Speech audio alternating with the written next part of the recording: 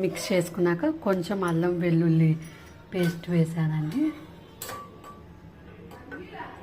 అల్లం వెల్లుల్లి పేస్ట్ పాటు ఒక హాఫ్ టీ స్పూన్ ఆయిల్ వేసి దీన్ని కూడా మిక్స్ చేద్దాం. చికెన్ లెగ్ పీసెస్ అండి ఇలా కట్ చేసేసుకోండి చూడండి. అప్పుడు మనకి మసాలా బాగా పడి టేస్ట్ బాగా వస్తుంది. ఇవి ఇందాక కలుపుకున్న మిక్స్లో వేసేస్తాను.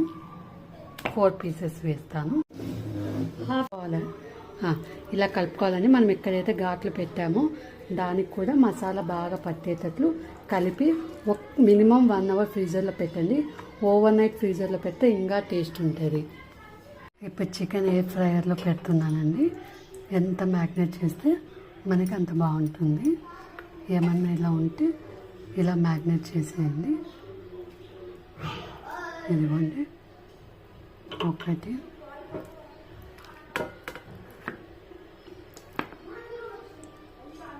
2 లైట్గా ఆయిల్ వేసేస్తున్నాను. ఆల్రెడీ చికెన్లో కూడా ఆయిల్ వేసాను. ఇప్పుడు 200 degrees దగ్గర 20 minutes ఆన్ చేశాను. 200 degrees దగ్గర 20 minutes పెట్టాను. మధ్యలో చూసుకుంటూ ఉండాలి. మాకు ఎయిర్ ఫ్రైయర్ లేదు అంటే కొంచెం మందం ప్యాన్లో ఆయిల్ వేసేసుకొని లో ఫ్లేమ్లో మూత పెట్టేసుకొని కుక్ చేసేసుకోండి. Tandoori is ready to eat. Try చేసి మీకు ఎలా వచ్చిందో కింద కామెంట్స్ చేయండి.